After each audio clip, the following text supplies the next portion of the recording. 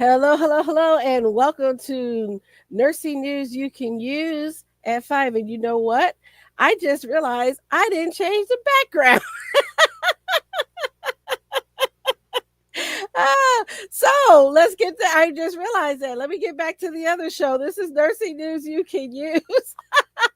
See, this is what happens when you have two shows. I said, something's not right here.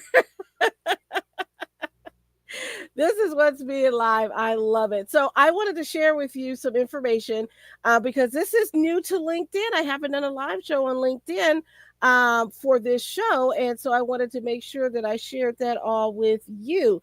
So I want to let you know that I started doing this show on the Facebook and YouTube. So welcome to those that are watching us on Facebook and those that are watching us on YouTube.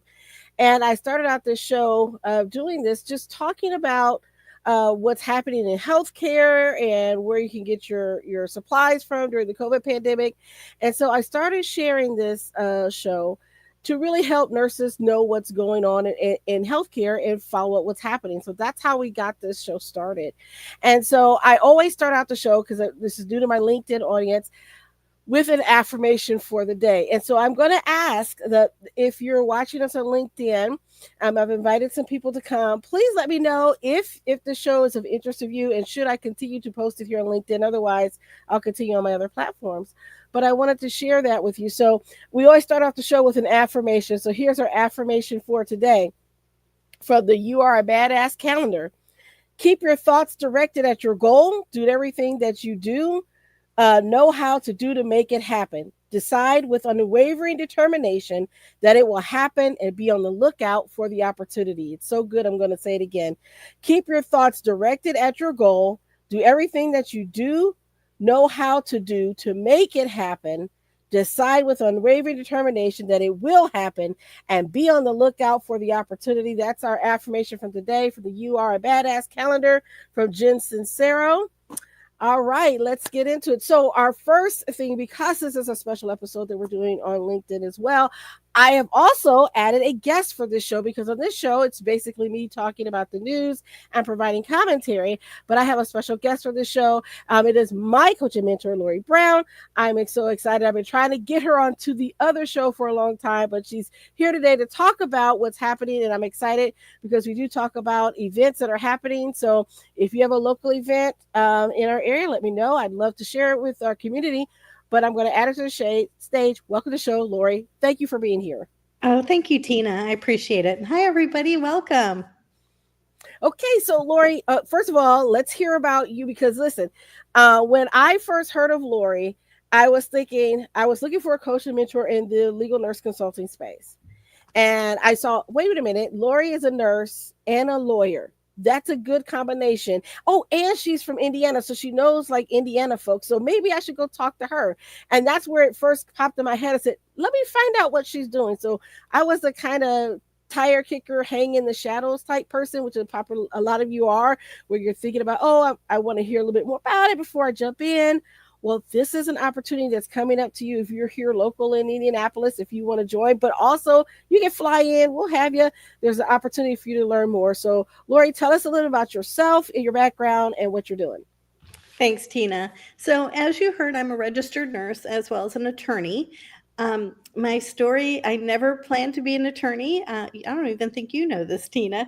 I had never planned to be an attorney. Actually, I didn't think I was smart enough. And I went to school to be a nurse, and then I noticed, like, within 2 weeks of my career, a patient was coding, and the other nurses said, Lori, can you go get this life-saving equipment? It was the suction apparatus from Central Supply that, you have to run down and go get. Well, I called Central Supply, and I remember being at the corded telephone. Remember those old-fashioned corded telephones Yes. next to the linens, the linen cart. And I said, please, could you please bring up a Gomco suction? This man is coding, and we really need it. And you know what Central Supply told me? They said, we don't deliver. And I was just devastated. I couldn't believe that Central Supply wouldn't bring this life-saving equipment. And we have a man coding. I'm watching my patients as well as the other nurses' patients, and Central Supply wouldn't bring me this equipment. And I'm thinking, oh my gosh, so I'm advocating for them. Could you please bring it? We don't have anybody. We're in the middle of the code. I'm watching these patients. And they just were not hearing any of it. And I don't remember what happened, but the next day I went to, I was called into my unit manager's office, and I'm thinking, what I do? Nothing was wrong, and you slink in there, and you're like, oh, I'm gonna get in trouble. Well, she said, Lori, I'm so sorry, I have to write you up. And I'm like, why? And she says, for the way you treated the person from Central Supply. I'm like, I was just advocating for my patient. And here I'm a brand new nurse, and I already have a write up on my file. I was, again, just devastated. So I had thought, gosh, I blame my manager. And I'm like, gosh, if I'm ever a manager, I would not treat my clients like that or my nurses like that. So I went ahead and went to get my master's degree. I have a double master's, clinical nurse specialist and nursing administration. And I became a unit manager, first in California and then at Eskenazi, it was then Wishard, of neurosurgery. And then I was there for maybe a year, and then I got divorced. And I had a really good divorce attorney, and I'm thinking, I can do this. And so I thought that I'd go into law, I'd help other people with their divorce. Well, no, I did not like that at all. So now I became like a nurse for nurses, and I feel like I have the best job in the world because I represent nurses for professional licensing defense when their license is in jeopardy. And then I also help nurses like Tina who want to grow a business and start a business. It's really scary hanging your shingle out there and getting the courage to do it, but you're not alone. And I would love to see more nurses become business owners because we're game changers. We are changing the world with what we do. And that's so important. I was just talking to another nurse just before this show, and she was saying how she left the bedside because she wanted to do something different, and she became a health coach, and now she's helping nurses with burnout because she's seeing that with other nurses. And so I think that's wonderful. And so if you're hearing this and you're needing a nurse, an attorney, I should say, to help you, and you're having some issues with licensure. This comes up a lot of times in the Facebook groups that I'm in, on LinkedIn. I hear this. And so Lori's a great resource. And so I would encourage you to tap into that. But Lori, you're here also to talk about the event that's coming up in April in Indianapolis. So let's hear about that. Yeah, I'm so excited because one of the biggest complaints that nurses have about being a legal nurse consultant is that they don't know any attorneys. So actually, Tina was my guinea pig. In November, we had a mastermind meeting, and at the end of the meeting, we always do something fun. So I took my mastermind group of legal nurse consultants out to dinner with a group of attorneys, and they talk for 3 hours. And I'm thinking, wow, what if I can have an event like this where there's only attorney speakers who teach people about the law? So yes, I'm having an event called Inside Litigation, How Attorneys Leverage LNC's Expertise. Now, you don't have to be an LNC to come. If you just want to know about the law, join us. And if you are an LNC, even better, join us. And you will get personal, you can talk to these attorneys personally. It's not a huge group. We're actually having a special dinner with them, but I think that's almost sold out now. And I really want to help nurses, and all the attorneys who are speaking said yes, and they're speaking for free because why? They want to meet you. They want to meet nurses who can help them with their cases. So I'm super excited about it. The topics are just amazing. Let me read you some of them. How about that? Sure, that'd be great. And then, by Okay. the way, don't worry. I will also post a link in the comments for you if you want to register. So please don't worry. I'll get that on there for you. Yeah, and Tina, I'd like to offer anybody who's listening a discount. So if you use the code 50 off, OFF, 50 off. You'll get $50 off just for your listeners. Um, Thank and you. it's InsideLitigationEvent.com. It is April 3rd and 4th, all day, 9 to 5, both days. And like I said, it's phenomenal. Um, we're going to start off with an attorney talking about beyond merit, hidden factors attorneys weigh before taking a case. Because even if an attorney has a great case, there's so many other things they have to look at to determine if they are going to take the case. And then next we have a nurse attorney talking, and she's going to talk about blowing attorneys away, how LNCs can exceed expectations and become indispensable. And then we have, so the whole progression of this is, when do attorneys decide to take a case, all the way through to the trial. So the next one is about discovery. There should be no secrets in these medical malpractice cases. And so Chris is going to talk about unlocking the truth, how LNCs discover enhanced discovery in medical malpractice cases, because you know what documents there are that don't come with the records, like a surgery schedule. Wouldn't you like to know if your doctor has done 10 surgeries before they got to you? And then we're going to talk about under oath, a nurse's guide to deposition success. And Awesome. then yeah, and then we have an attorney talking about mass torts. So, the Dalcon Shield cases, the Depo-Provera cases, any of those mass tort type cases. He's going to talk about how nurses can help, because nurses are invaluable in these type of cases. And then lastly, we're going to talk about building a winning case, finding experts, proving causation, and overcoming legal defenses. So that's just day one, and it gets better. Day two is going to be the art of jury selection, how the selection process shapes your case. Beyond the records, uncovering the case story for trial. That is so unique. You will never hear that anyplace else in our nursing world. It is so fascinating. And then I'm up next, and I'm going to talk about winning the game of marketing as a legal nurse consultant. And then we have two more, or three more, sorry. Speaking up against fraud, how key TAM lawsuits protect healthcare integrity.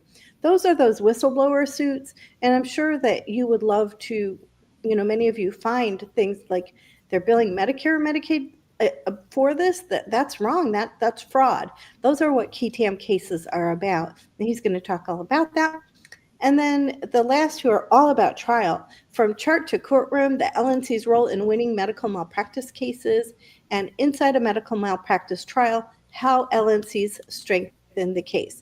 And again, you don't have to be an LNC to join us. If you're interested in law and want 12 CEUs, then join us. We'd love to have you. And if you are interested, if you are a legal nurse consultant or interested in it, please join us. This is a unique, one of its kind program that I don't think anybody's ever done before. And I am super excited. I think it's just a win-win for everybody. And I have to say, if you're a legal nurse consultant and you're looking for your contact hours, this is a great way to get it, because you get a chance to talk to attorneys and you get contact hours. How cool is that? It's like a twofer. And you might even get a case out of this. It's my hope that the legal nurse consultants, there's many of them who are doing great and who use subcontractors. So the whole idea is to get to know people, network, and then also get to know the attorneys. If they need an expert in telemetry, they'll remember you, they'll call you. They're going to walk away with a huge stack of CVs or resumes, and they can choose who has the best background for their case. So even if you just get one case out of it, it'll more than pay for it, and it is so worth it. You will learn more in these 2 days. It's like a mini law school, I think. So I'm super excited. Well, I have to say, the idea of learning from attorneys about some of the things in the legal aspect will be of advantage to legal nurse consultants. I mean, we know about nursing stuff, but it's the other things that we can talk intelligently to the attorney and have an understanding when they ask us a question. We can pretty much understand what they're saying, and it's for our benefit. And I have to say this, Lori gives great events, because I've been to her mastermind retreats and they are awesome. So I know it'll be a good time. Yeah, it's gonna be amazing. And just like you said, Tina, attorneys are hiring you for your nursing knowledge. But here's the secret sauce, because we know nursing and we know nursing lingo. Sometimes the nursing doesn't necessarily communicate with the law because the law has their own language. But now we're going to let you learn the legal language through watching these attorneys and hearing them speak, so you can bridge that gap, talk to them in their language, and they get to use you as well. Yes, yes. So I would say get registered. I did put the link in there for the registration. What was the promo code again? 50 off. Okay. 50 OFF. 50 OFF. Lots of, looks like zeros or O's, but it's 50 off. Okay. All right. So I'm going to put that on there. That's the promo code 50 off. And we have the link in there. But if you need to know, you missed the link or something like that, you can always reach out to me and I can give you the link as well. You can reach out to me on Facebook, LinkedIn, or even on YouTube. I'll respond and let you know. So And if here's you the have any promo code. questions about the event, I'm on Facebook, I'm on LinkedIn too. Reach out to me. Happy to answer. I think this is a must go to event for every nurse, because it's going to help you protect your license as well. If you know how about malpractice cases, it's going to help you. Definitely. I think I'm excited because I'm already registered, by the way. I'm already registered. And yes, I registered and went VIP because I wanted to make sure I got all the good content, all the extras, all the bells and whistles. I'm not going to miss a thing. I signed up. So, yeah. And what's nice for those in Indiana is right there in our backyard. So I'm invited some folks from Ohio to join us. And so I sent it out to some people that I know. I said, hey, share this event because I think it'll be a great event. And I thought this was a great time for me to do a little extra on our show. So I will be getting to the news. Don't worry, there's plenty of news to get to. We'll be getting to the news in a moment. But we like to talk about different things. So I wanted to share that with you. Lori, do you have any final words? No, I'm happy to answer any questions you have about the event, or any questions you have about license protection or business ownership. Okay. All right, so let's see if we get any questions on the live show. But don't worry, we'll be leaving the replay up, so you'll have a chance to watch the replay in case you missed something. The replay will be available to you. So just to let you know that that will be available. I always joke, you can pay me at my office or you can ask me now for free. That's right. This is a good time. All right. Well, I'm not seeing any questions in the comments so far, but again, the information will be listed in the comments, and I also will post it again in case anybody misses this, and make sure that you have a chance to register because registration is closing soon. We've got a few spots Sunday, left, so Sunday, the Sunday, 16th. yeah. Well, So it's still open, but the rate goes up $200, which I don't want you to yeah, pay that. I yeah, want to give you 50 off. I want you there. I want you to learn. I want to, I always say, if I could do myself out of a job with protecting nurses, that'd be fine with me. I'll figure out something else to do. I already do. I help nurse business owners, but if I can prevent a nurse from getting in trouble, that's really important. that would be great. That would be great. All right. Okay. Well, Lori, I want to thank you for your time, and I'll be certainly shoot this video to you as well. If you wanted to use that for anything that you wanted, I'll send you a copy of it. Okay, great. Well, thank you. Appreciate Thank, it. Bye, everyone. yeah, thanks for stopping by. All right. So that was Lori Brown. Listen, that event that's coming up, I wanted to share that. I thought, what better way to share it with my audience, this event that I am attending. So if you want to meet me there, come meet me on, we can talk. And I'm excited for this event and I wanted to share that with you. And this is my first time again sharing this show on LinkedIn. And I wanted to invite those that are watching on LinkedIn. Let me know if you like the show and if you want me to continue to show it here on LinkedIn. I'd be greatly appreciated that. So let's get on to the news. All right. So our first story is coming up from Campus Safety. This is a follow up to the story that we've reported on previously about the unfortunate incident with the nurse that was assaulted in Florida. So this is a follow up that says a brutal attack on nurse prompts HCA Florida Palms West Hospital to boost security. So I wanted to see what kind of measures they were taking, and so here we have. So let me know what you think in the comments about this. So it says HCA Florida Palms West Hospital is increasing its security measures after a violent assault on a nurse by a patient in late February. The hospital has introduced a dedicated workspace for law enforcement officers in its emergency room as the initial step toward enhancing safety. I'm thinking, wait, y'all don't have that? I just went to my local hospital with my husband to the ER, and he's fine, by the way. And I get there, and I have to walk through the metal detector, stop at the security counter. The security officer's sitting right there. I know where their office is. It's right behind them. I'm in the ER, and I'm thinking, you didn't already have this stuff in place. But anyway, this is what they have in place now. They said, however, law enforcement officials have raised concerns that the measures fall short of what is truly necessary to prevent incidents. And this is why I brought this, because it's not just the nurses that are complaining about this and say, hey, this isn't enough, but you have those that are in law enforcement that are saying the same. And so I thought, well, maybe if we've got law enforcement talking about it, somebody might be listening. It says Palm Beach County Sheriff Rick Bradshaw emphasized that the current decision does not involve a full-time deputy station in the emergency room.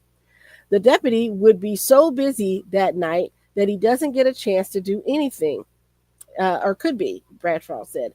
Bradshaw further explained that the meaningful security improvements would require HCA Florida Palms West Hospital to contract with the Palm Beach County Sheriff's Office for dedicated deputies, similar to measures adopted by other hospitals in the area. And that's what made me think about this, because I remember when I worked on the psychiatric unit at Ball Memorial Hospital many years ago, we had Ball State security officers that were from the police department, from the university, and we also had our own security to kind of supplement. So particularly on night shift, because that's when we'd have a lot of stuff happen on the psychiatric unit, people brought in whatever, intoxicated, coming down from something, whatever. And so that's when we really needed a police presence. And I can remember one case where there were 10 Ball State cops bringing this guy in and leaving him in our inpatient unit.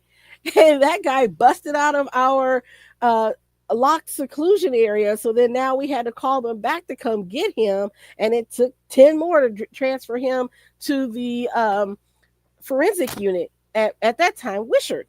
And so I'm thinking, this stuff we had years ago. So I don't understand why this is like a new concept for them. But anyway, let's go on. It says the increased emphasis on security follows a brutal attack on Lilama Lal, a 67-year-old nurse, by a patient, Stephen Scattenberry, 33. After a probable cause affidavit, Lal sustained devastating injuries from the attack, with essentially every bone in the victim's face broken. We've spoken of that before. She's now at risk of losing sight in both her eyes. She had to be airlifted out because of her condition. There's also questions about hospital staff training requirements under the Baker Act. Before the attack, Scantlebury was admitted to Palms West under Florida's Baker's Act. So if those of you don't know, and again, because I work in a psychiatric unit, for those of you who don't know, sometimes people can be taken into custody because they're a danger to themselves or others, and then they're involuntarily committed into getting treatment. So he was on a temporary hold at the hospital, but they were holding him in the ER because they didn't have a psychiatric bed at the time. And so this is what's happened. And so, unfortunately, this nurse was assaulted. But I'm just curious what you say is what their response would be. I kind of have to say this, maybe a tiny toe into the right direction, but I don't think it's going to be as adequate as all. And I'm just surprised that that was not in place before. But let me know what you think in the comments, because I thought that was kind of interesting. All right, here's our next story.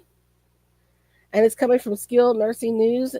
And I just want to share some of the things with you. It says Medicare Advantage, Medicaid cuts deemed devastating for nursing homes at House hearing. So just to let you know what's happening in Congress. Here we go. So during a House subcommittee hearing on post-acute care held on Tuesday, Medicare Advantage plans were the target of bipartisan criticism as lawmakers sought solutions to curb the declining access to and affordability of nursing home care, as well as other long-term care amid staffing shortfalls and proposed Medicaid cuts.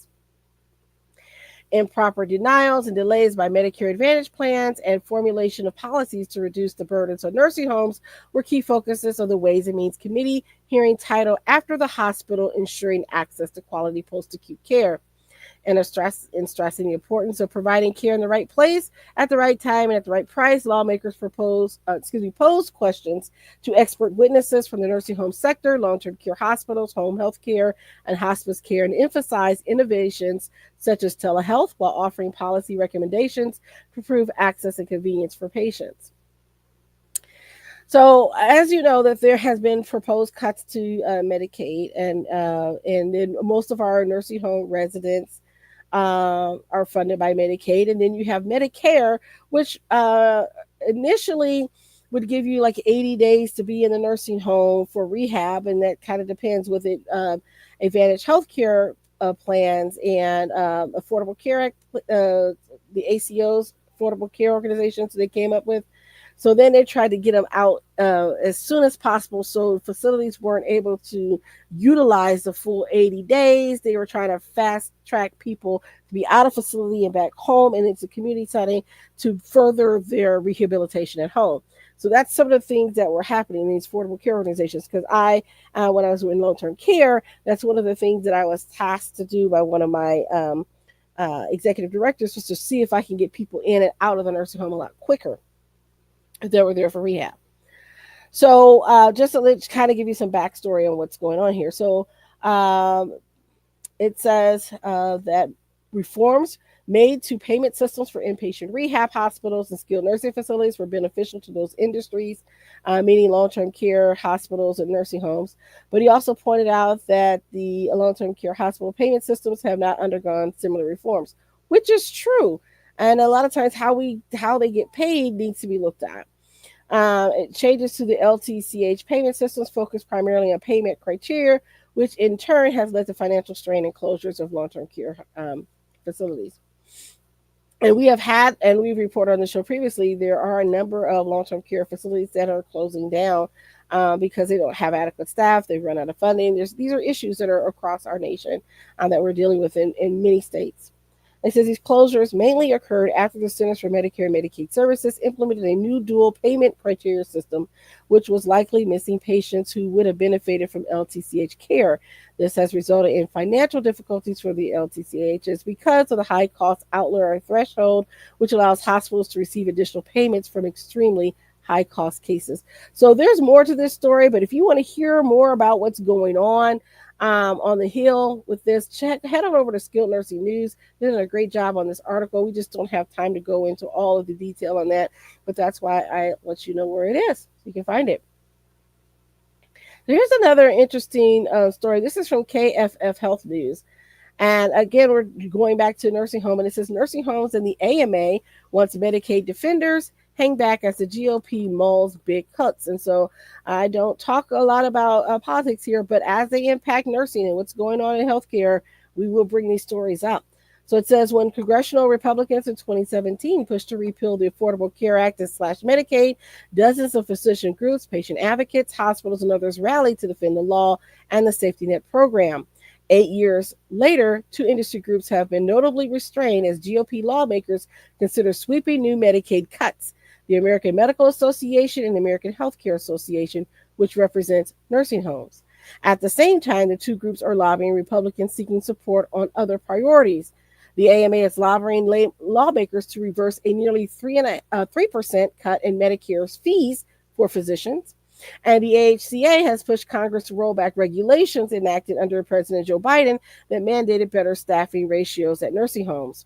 Representatives of the two groups declined to comment on the record about any connections between the Medicaid fight and their other legislative priorities. Okay, but ACHA spokesman Rachel Reeves said the nursing home group, which has issued a statement defending Medicaid, is communicating with lawmakers about the importance of the program for people with low incomes and disabilities. She says, we will make sure that the voices of our community are heard and that the message is loud and clear. Congress must protect our seniors who rely on Medicaid. Medicaid is the primary payer for nursing homes, covering more than 6 out of 10 nursing home residents, which is what I said previously. So these are some interesting things to find out what's going to happen and keep an eye on that. So if you're watching this, if you're part of the AMA or part of the American Hospital Association, etc., let me know what's happening or you have any insight into what's going on because yeah, I'm worried because a lot of our seniors do depend on Medicaid to continue their care. And so what happens if the money runs out? Where will they go? Especially if they don't have any family that is willing or able to take care of them. That's a big question, and I think we haven't thought about that um, as healthcare workers of that ever being a problem. But I think we now need to look at those things and see, hey, is there going to be something for us? Okay, so that brings in this next story. This is also from KFF Health News. It says, sent home to heal. Patients avoid wait for rehab home beds. After a patch of ice sent Mark, I'm going to say Duracher, sorry if I pronounced your name wrong, hurtling to the ground, and doctors at UMass Memorial Medical Center repaired the broken hip that resulted. The 75-year-old electrician found himself at a crossroads. He didn't need to be in the hospital any longer, but he was still in pain, unsteady on his feet, unready for independence. Patients nationwide often stall at this intersection, stuck in the hospital for days or weeks because nursing homes and physical rehabilitation facilities are full. Yet, when Mark was ready for discharge in late January, a clinician came by with a surprising path forward. Want to go home? Specifically, he was invited to join a research study at UMass Chan Medical School in Worcester, Massachusetts, testing the concept of SNF at home or subacute at home, in which services typically provided at a skilled nursing facility are instead offered in the home with visits from caregivers and remote monitoring technology. Mark hesitated, worried that he might not get the care he needed, but he and his wife, Jean, ultimately decided to try it. What could be better than recovering at home in Auburn with his dog, Buddy? So we're seeing that this rehab at home, it's an interesting concept. Let's see how it worked out. And again, they're talking about this. We have had staffing shortages in nursing homes. We know this. It's been something that's been a big issue. It says that there's about a 24% increase over the last 3 years in the hospital length of stay among patients who need skilled nursing care, according to a 2022 analysis. With no place to go, the patients occupy expensive hospital beds they don't need, while others wait in emergency rooms for those spots. And so we're seeing that backlog. And if you watch the show, this is not an endorsement of the show, by the way, or sort of it is, but they're not paying me to endorse them. But if you watch the show, The Pit, you can kind of see some of those things. And I think it's a brilliant show. I enjoy the first few episodes that I watched, but I realized I can't watch a show like that and go to work the next day because then all I'm thinking about all night and dreaming about is being at work. And what fun is that? So I'm gonna have to watch that when I'm on vacation or something like that, or sometime when I don't have to go back to work and I won't be dreaming about work. So not a good time to watch it before bed. But that show does kind of depict that problem of not having beds to send people to. And so this is something that we've known about for a while. So I'm curious about this concept. If you have any experience with this sniff at home, let me know.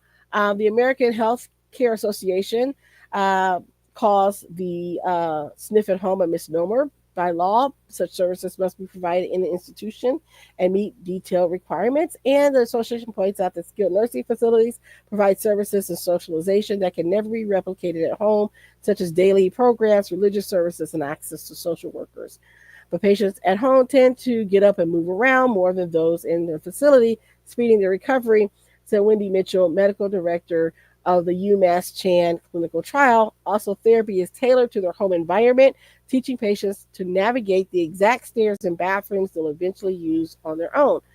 So we'll see how that goes. If you want to hear more about this story, head on over to KFF News. Again, we just don't have time to go over the full story, but I'm curious if you have experience with this. Let me know how it went, and what do you think about the program? Okay, so this was I came up again because I'm in the business of helping nurses and warning nurses. This came from the register. This is a security um, issue, and so anybody hear about this, let me know because I'm curious about this and what's happened.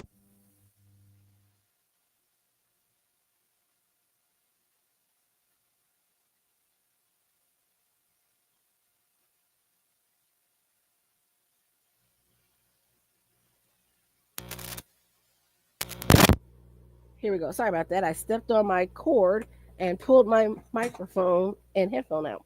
Well, that wasn't good. So here we go. All right. So let me know if you've had issues with this or if anybody knows of this. But this is from Uber for nurses. Apparently, it's an app where you can download and get different shifts that you want to work. But apparently, they've had medical records and personal information that somehow got leaked. And it looks like there's a data breach. So I'm just warning you, nurses, if you're on this app, secure your information. It says more than 86,000 records containing nurses' medical records, facial images, ID documents, and more sensitive info linked to the health company eShift was left sitting in a wide open, misconfigured AWS S3 bucket for months or possibly even longer before it was closed last week. Cybersecurity researcher Jeremy Fowler spotted the non password protected, unencrypted database on January 4th and 2 days later reported to eShift, a New Jersey based company that operates in 29 U.S. states and bills itself as being like, quote, an Uber for nurses. He said both the name of the database and the documents inside it, quote, indicated that the records belonged to eShift. And he immediately notified the outfit, which he said responded to thank him and say it was taking action. And so, with the rise, and we've talked about this on the show previously about people going in and impersonating nurses and stealing their identity, this is kind of scary that your information is just lying out there for anybody that wants to get in there and get. So it says, but even after being notified by Fowler about the data disaster waiting to happen, the C3 cloud bucket contained eShift info was not closed for public access until over a month later, we're told. The bucket held 108.8 gigabytes and contained about 86,341 records. As of March 5th, it is no longer open to the public. So that's just wild. So Fowler says this is pretty crazy, knowing healthcare is a highly targeted sector for cybercrime, and we've certainly covered that. You've seen the data breaches with Ascension and data breaches for other hospitals. Um, yeah, wow. So the business mobile app, which has been downloaded more than 50,000 times from the Google Play Store, and it's also available via Apple's App Store, connects certified nursing assistants, licensed practical nurses, and registered nurses with per diem shifts at hospitals and other long-term care facilities. It allows nursing staff to find open shifts in their area, see what the facility pays, and even submit time cards and get paid through the app. Needless to say, it collects a ton of sensitive information on healthcare workers at a time when hospitals are regularly victimized by ransomware crews and other cyber criminals looking to steal people's personal and health data. This valuable information can then be used to extort healthcare facilities into paying massive sums to prevent the files from being leaked and subsequent class action lawsuits that are sure to follow. So, yeah, if you are using these things, I would definitely make sure that you secure your information. There's a lot more into this article. I'd be happy to post that on there. But if anybody hasn't experienced any of that, there are some great companies that will help you with a data breach if you should have it or identity theft. And I do have I can help you with that as well and give you that information. But yeah, this is this is wild. When I read this, I was like, this is crazy. So I wanted to share that, just kind of a warning. If you have your information out there, you might want to look at locking that down and getting that secured. Okay. Here's some other legislation that if you are in the state of Utah, you might want to be aware of. This came from one of the local news affiliates in Utah, and it says Utah law allows critical care medics to perform some of the same procedures as nurses and doctors. This is from KSLTV. Channel 5, and it says a new Utah law will allow some emergency medical services workers to provide the same care as a doctor or nurse usually gives. HB 14 was signed into law last week. Common Spirit Health Mountain Region Director of Operations Crystal Albrecht advocated for the legislation. She used to run the emergency department at Common Spirit Holy Cross Hospital in Jordan Valley. She said the law will allow EMS workers to get an additional certification that allows them to perform more medical care. They need additional education and perform and training to become a critical care medic. As critical care medics in the emergency department, with the help of this bill, they can do all the cares that nursing can do. Wait a minute. And then they can also do some procedures that physicians can do, like intubations. Okay. So I have some feelings about that. Emergency room nurses, particularly those in Utah, let me know how you feel about this. Albrecht says she thinks allowing certified medics to do more will help the nursing shortage. And then, of course, you probably have to pay them less than you would nurses. Okay. I became aware of the nursing shortage that's projected over the next 5 to 10 years as the American population ages, and I started being worried about how I was going to staff the emergency department. She said a sister hospital in Kentucky saw success when it started using critical care medics in its emergency department. I think there are some concerns about replacing nursing or the emergency medical services being concerned about us pulling from their personnel, but our Kentucky sister hospital saw great success, and both the nursing acceptance of this program, realizing that they had better nurse to patient ratios or medic to patient ratios. They also saw a huge increase in enrollments in medical school. So we'll see. Yeah, curious if you've been in either of those hospitals in Kentucky or you're there in Utah. Let me know. Let me know what you think about this, because again, I do have some concerns about that, and I don't think they could do everything that the nurse could do because they aren't the nurse. Um, they can certainly do some skills, but that nursing knowledge, you know, why not just send them to school and have them become a nurse? Anyway, so those are my thoughts on that. What do you guys think? Let me know. I just thought that was kind of interesting to see that article. All right. And I want to give a trigger warning for this next article from USA Today. It does contain sensitive information, and we will try to be as sensitive as we can. So it says NICU nurse faces more charges amid investigation into babies found with fractures. A former Virginia nurse is now being charged with 8 counts of abuse and malicious wounding after 7 babies were found with unexplained fractures in a neonatal intensive care unit.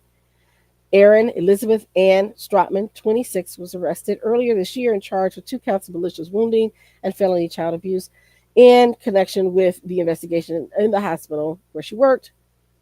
At a hearing on Monday, Strotman was charged with 6 new counts, including 4 of child abuse and 2 of malicious wounding.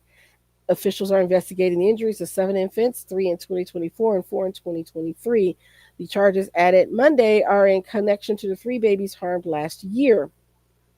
Strotman has not been charged in connection with the 2023 injuries, according to a Virginia news station. I will say this again: all people are considered innocent and proven guilty. We understand that, but I just wanted to give you an update to this story that there has been more charges filed. And we, in this case, the USA Today had reached out to Strotman's court-appointed attorney, Scott Cardini, who previously declined to a request for comment. So, yeah, there's more to this story. Go ahead and head over to USA Today if you want to hear more about it. But I did want to give you an update on that story as we were following further developments. And now let's get on to a little bit of more exciting and better news, maybe. Before we get to our nursing making a difference segment, let's talk about this one. And I want you to decide again, what do you think? This is from the Vancouver Sun, and I noticed it's been picked up in other news outlets as well. But I happened on this article and I thought, interesting play. So it says BC government to unhappy doctors and nurses in the US, come work for us. Okay. The provincial government is launching a marketing campaign to entice US doctors and nurses to move to BC and working to reduce the credentialing process to 6 weeks for those wanting to move north of the border. Health Minister Josie Osborne said Tuesday that there are two reasons behind the move: to help address the acute shortage of healthcare workers in the province and to strike back against tariffs imposed by U.S. President Donald Trump. So, as a quote, whether it's their federal government is withdrawing from the World Health Organization, cutting public services, or attacking reproductive rights, health professionals in the U.S. have a good reason to be alarmed. The health ministry said it is working with the College of Physicians and Surgeons of BC to ensure all physicians registered with the American Board of Medical Specialties will be able to obtain licenses to work in BC without having to go through any additional training or tests. The BC College of Nurses and Midwives is also collaborating with the province to allow nurses registered in the U.S. to apply directly to the college, which will then review their qualifications and speed up timelines. Currently, the process for gaining credentials takes 5 to 8 months, including pre-screening, and the ministry is confident it can get that down to 6 weeks over the coming months. Osborne says she didn't know how many doctors will take up the call, but pointed to a campaign last year to encourage doctors from the UK and Ireland to move to BC as a success. There has so far been no data released showing how many physicians that campaign brought to the province. So just thought I'd share that with you. If you're looking to move, maybe sometimes we want to move to a different location anyway. I've had nurses move from Canada to the U.S. and other places. So just thought I'd share that with you. What do you think about it? You're interested in taking up that offer? Just share the news.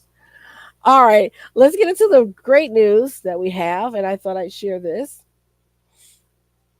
because I wanted to share these two nurses that have won awards, and I think we need to celebrate each other more than we do now. And this is from the American Nurses Association. American Nurses Enterprise announces 2025 Innovation Award winners. Excuse me, not American Nurses Association, American Nurse Enterprise, sorry. The American Nurse Enterprise announced that the winners of the 2025 Innovation Awards that highlight, recognize, and celebrate exemplary nurse innovators who improve patient safety and health outcomes within their communities.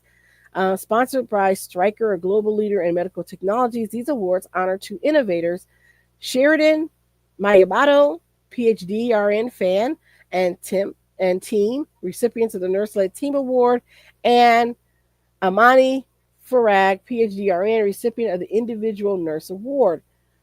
So congratulations. The 2025 Innovation Award recipients are receiving monetary prizes of $25,000 and $50,000 respectively. These funds support translational research, development, prototyping, product testing, production testing, and implementation of these innovations. So Dr. Miyamoto, her team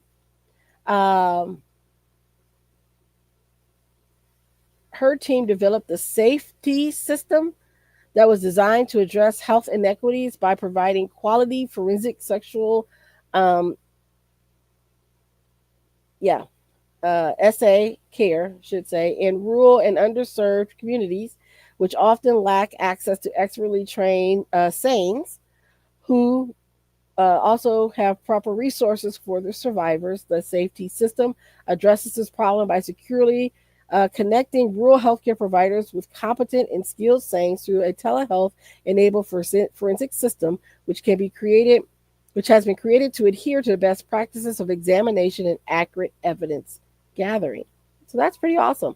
And then Dr. Farag, she is created the Electronic School Medication Administration Record, the ESMAR, and winner of the Individual Nurse Innovation Award. Dr. Farag's ESMAR innovation fills a health equity gap with the educational system by addressing the critical issue of both medication access and errors in K through 12 schools. The ESMAR system utilizes fingerprint scanning technology and barcoding to verify both the identity of the students and their respective medications in order to safely receive them. This system alerts the school nurse or unlicensed assistant personnel if there's a discrepancy between a student and their medication. This innovation ensures equitable access to medication administration technology in schools, regardless of budgeting. So, congratulations to both of these great nurses for what they're doing. They are a nurse making a difference for this segment this week. I want to thank you all for tuning in for our show. Hey, this has been great. This is new for me again. So, if you're on LinkedIn and you're watching, let me know if this is something you like. This is the first time I also had a guest. So, if you like the format with adding a guest, let me know as well. I think that was awesome. And looks like we're gonna get started. And so, quick announcements this evening. We do have our event going on, so don't forget our break free event is at 6:30. There is still time for you to register for our break free nursing event. So if you want to break free from the bedside and into entrepreneurship, you can join us for that event at 6:30 tonight, as well as that tomorrow, if you're in the Anderson area, we do have our Alignable Alliance event for Anderson. We're going to go over to a visit with Serenity Cafe, and they're going to have elegant excerpts and eats, and that starts at 5 o'clock until 8 o'clock, and that is on our Alignable page as well. And then coming up on, I believe, I want to make sure I get this right. We have our podcasting power event. Yes, that is Wednesday, March the 26th. That event you can register. This is our podcast power, how to get booked and be a great guest on podcast. That event is available to you. Head on over to the NurseSharkAcademy.biz to sign up for all of those events. That is all that I have for you today. Thank you so much for being here. I think this is wonderful. And then let me know. If you're watching us on YouTube, don't forget to subscribe and hit the notification bell so that you know when all of our live episodes go live. If you're watching us on Facebook, leave us a like and a comment. We really do appreciate that. And if you're on LinkedIn, go ahead and give us a like and a comment and let me know how you like the show. And should I continue to do the show on LinkedIn? So that's it for me. Bye bye for now.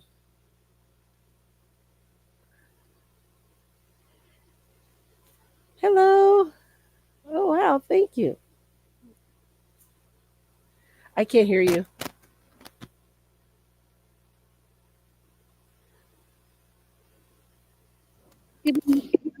I said I loved it. I thought it was great. It was you had the best news. It was excellent. Really good. Oh, thank you. Thank you. Thank you. I try to be positive. Look up Nurse Liz. Okay. Okay. So Yeah. Nurse Liz used to do a live, and I'm going to be the guest of the week on the Builder Rebuilding the weekly Wednesday wins in a minute. Oh shit! Well, you can just go to voicemail. Anyways, so oh shoot, let me grab that. Thanks for Okay. calling Brown Office. This is Lori. Hey Gina, good. Hang on one second. Let me just finish this. Okay, I gotta grab this, but no, I Nurse Liz used to do a YouTube show with she used to call it the Fanny Pack, Okay. FANI, Fellow American Association of Nurse Influencers. So yours is kind of similar. So, but she gets a lot of engagement too, and so that's the hard part on these things is getting the engagement. So Yes. Yes. maybe put things up ahead of time to pique their interest. We're going to be talking about X, Y, and Z. Don't miss it. That kind of thing. Yeah. This was I put it usually, like I said, it's my first time being on LinkedIn. So I Uh-huh. did invite like 300 people, and so I had 6 people that said they were coming, or maybe more. I haven't checked in Oh a while, wow. but I'm hoping that they'll catch the replay because the replay will be up and they can watch it again. So, Yeah. and then, That's then a I've got my YouTube channel. So, but usually I get more engagement on because I have StreamYard. I can only do 3 streams without buying an extra. Um, I think I'm getting more people on my BPS page than my Nurse Shark Academy page, and on Good. Facebook. I thought that was interesting because I didn't see my usual people pop up. Oh, So okay. yeah, All right. so Well, I got to run okay, and get ready for the next. But thank you all so much right, for the opportunity. All right. okay. I'll talk to you soon. I'll see you Mhm. tonight, right? Yes, The nurse business at I work. think so. Right. Well, I might be tutoring tonight, so Oh, okay. Did you check out Evernote? I haven't had a chance to. No, not yet, Okay. All but right. I No will. problem. Okay. Thank you. All Thank right. you. Bye, Tina. Bye bye.